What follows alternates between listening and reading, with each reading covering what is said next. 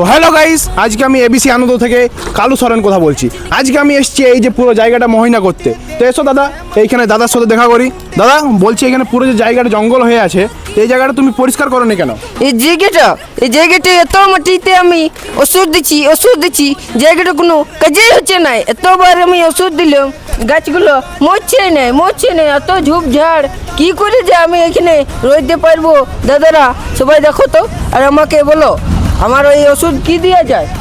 তা আপনি আপনার দর্শকদেরকে কি বলতে চাইছেন? আমার অনেক দর্শক আমার ভিডিও দেখে, আপনি তার দর্শকদের কি বলতে চাইছেন? আপনি আমরা দর্শককে বলতে চাই যে আমি এই গাছগুলো কি করে মোড়াবো, আমার ওষুধে কোনো কাজ হচ্ছে না।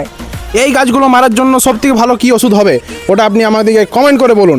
দাদা কমেন্টে যদি ভালো একটা নাম আসে, তাহলে আপনি সেই ওষুধটা ফেলবেন তো এখানে? ঠিক, একদম ফেলবো। গাছগুলোকে আমাকে মারতেই হবে। মারতে হবে গাছগুলোকে আমাকে। ঠিক আছে, আজকে এবিসি আনন্দ থেকে আমি কালু সরেন আজকের রিপোর্টটা এখানে শেষ করছি।